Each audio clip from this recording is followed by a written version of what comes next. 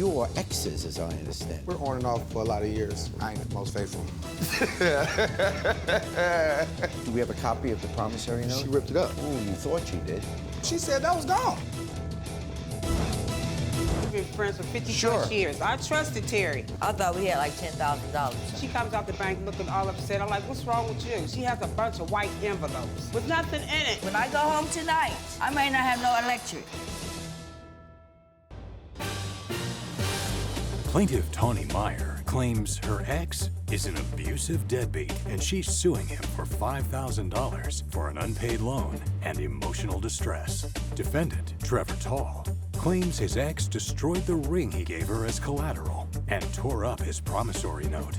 So he doesn't owe her anything. Swear the testimony you're about to give, the truth, the whole truth, and nothing but the truth? Yeah. I do. Case 80 on the docket, Meyer versus Toll. Okay, and welcome. You're exes, as I understand. Is that right? We're on and off for a lot of years. Since 2006, on and off. We went back and forth. We break up, get back together, break up, get back and forth. Yeah. I ain't the most faithful. All right.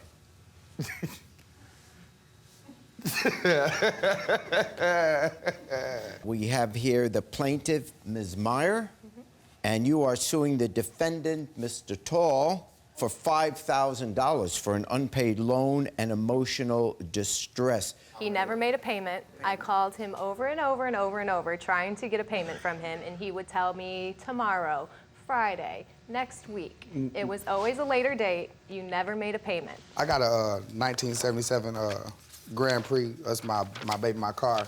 And I had put it in the shop to get some things done to it, motor-wise. It's like my little race car. And I had ran short of money, asked her for a loan, which sometimes I do get loans from her. Sometimes I pay back, sometimes I don't, depending on what's going on.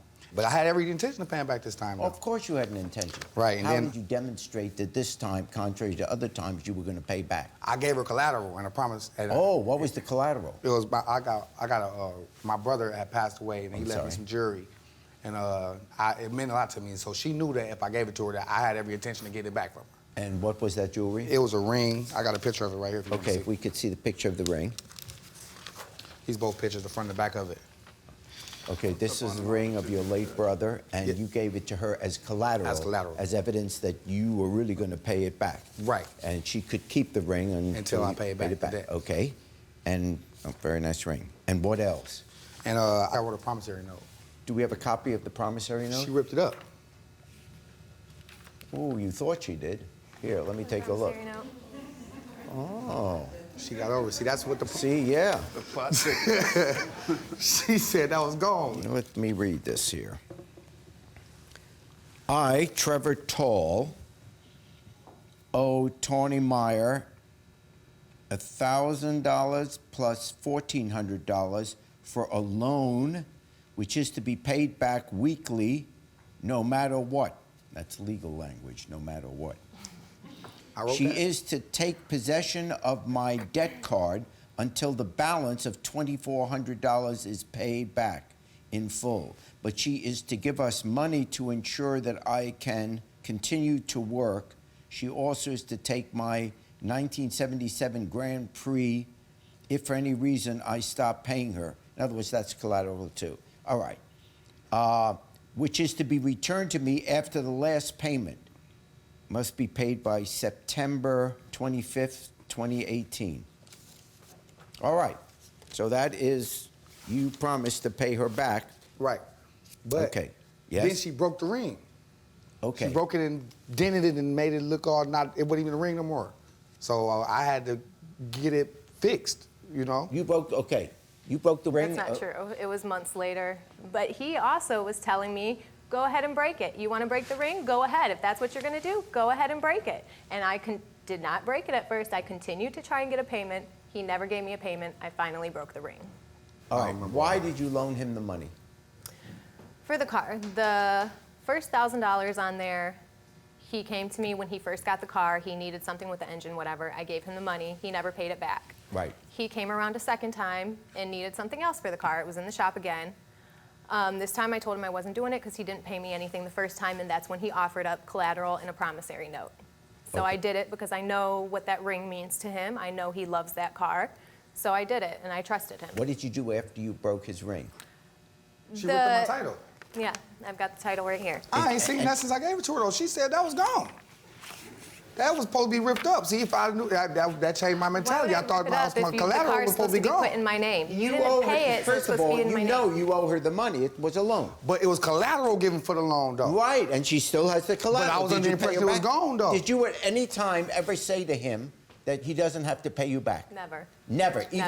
Even when you Never. said, "Oh my, I'm sorry, Never, ever, I ever. broke the ring. I know broke this the meant a lot ring. to you. If you want can the have car the ring back, you need to pay." You never said, "Okay, let's forget it. You don't owe me the money anymore." Never, ever. I thought she felt bad and forgave me when she broke my brother's ring. Plus, I thought she ripped up my title. That was my collateral pieces. In my mind, you destroyed the collateral. You have the ring and the car. If you have all the collateral and I don't have any of the money, She broke the ring. You gave him the car back.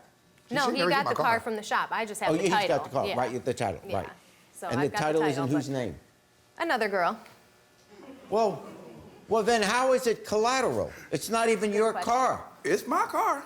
Well, the title's not in your name. I can't get my license till May 7th. It's going in there.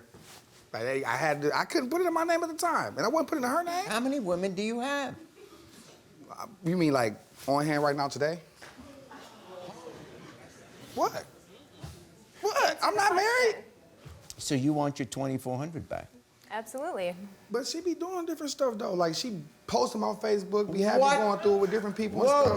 whoa. He was drunk and Whoa. trying to convince me to be with him. I told him I'm not going to because look at what's on your phone. We can open your phone right now and see all the different girls. This is a conversation He she having that I'm opened the plastered though. She phone. know I be drunk though. This is one of the moments where You did I'm it. pissy drunk and then she manipulating me though. You feel me? This is all, honestly, it's fascinating, but it doesn't have to do with the fact that you owe her the money. I feel like she was just mad because I ain't She cuff her and then could- she trying to manipulate the situation. So I get the loan part.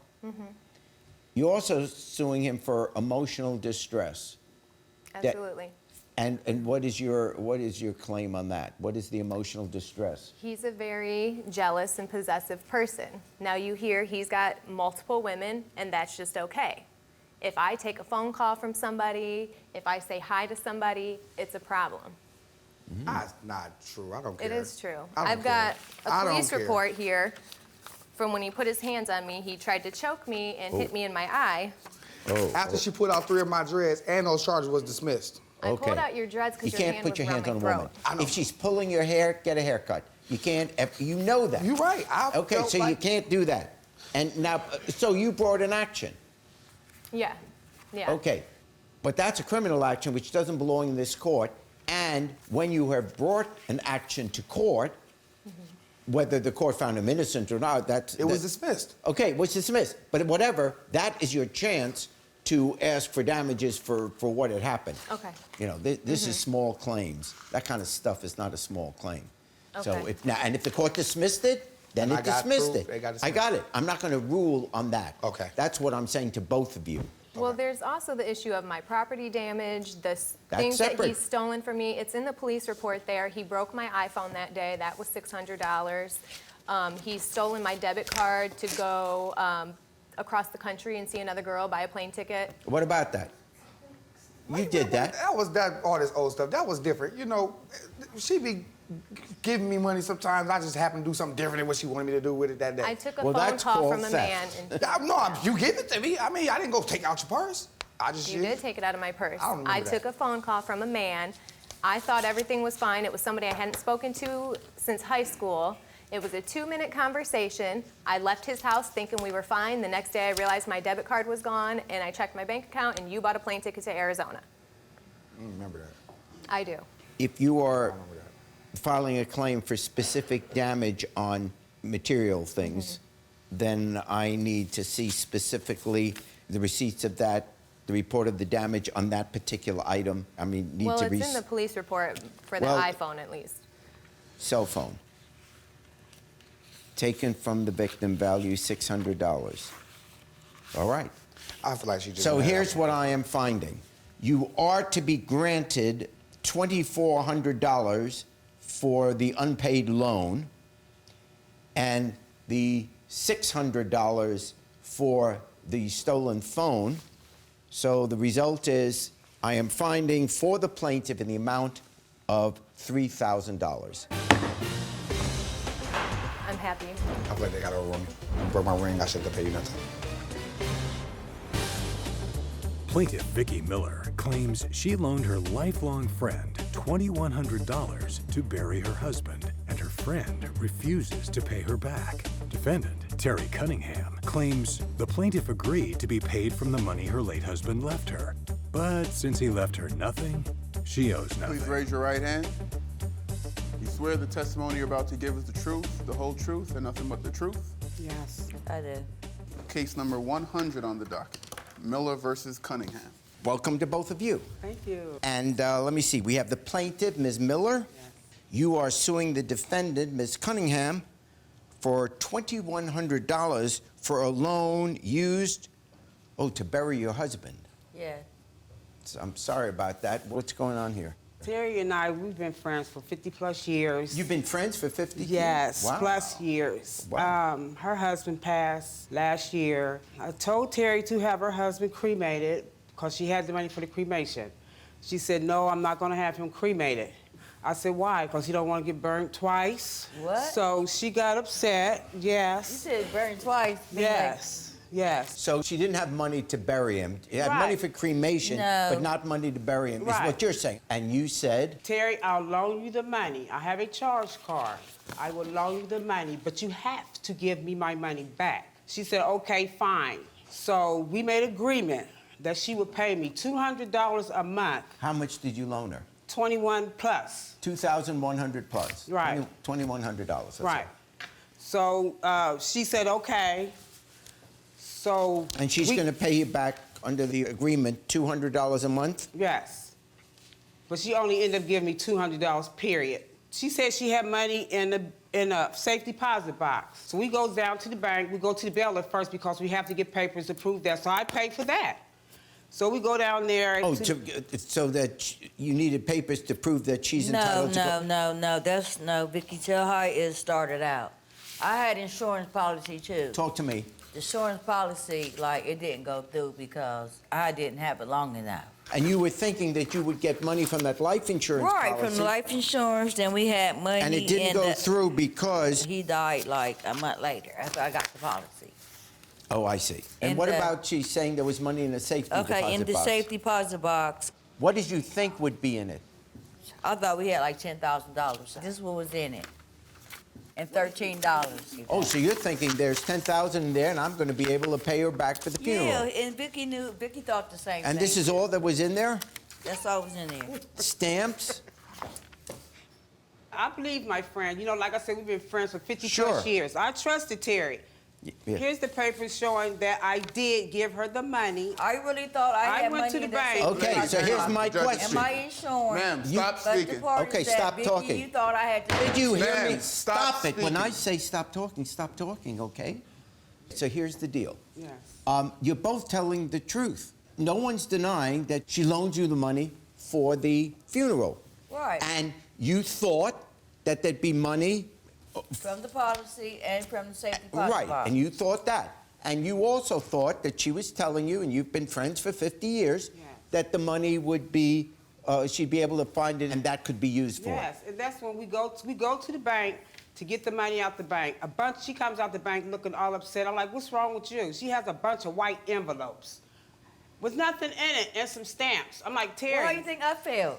I'm like, Terry, what's going on with these stamps? She said, well, the bailiff said the stamps were good. So we go down to the stamp collector. The stamp collector looked at the stamps. He said, these stamps are not worth nothing. Lick them and stick them. Wow. Yes. Okay. Here's my question, because you guys have been friends for 50 years. When you loaned her the money, was the loan dependent on her having that money in, for example, the security deposit box? Our agreement was if it's not there, that she would pay me every month $200. But like I said, I only got $200, period. Okay, what happened was my income got cut off because I was on Social Security. Yeah. I never reported to Social Security that I was married. When I married my husband, She had a job in between there, Your Honor. Okay, but that ain't got Let her nothing to finish. do with you. That job had nothing to do with you. Okay, over here. What about the new car? I have 10 kids. You have 10 kids? I have 10 kids. You must be exhausted. And my kids take care of me. She is exhausted. I don't have no Can't way you to tell? pay my rent. My son, he bought that car for me because I told him that I had to go to work. When I go home tonight, I may not have no electric. The loan was for how much? It was 21 plus. Here's the paper. Okay. You know what? I wish you would never loaned it to me. Okay. Right. But I she... still love you, though. Oh, I man. can't tell. You want my car? The love is pouring out. So here's the deal.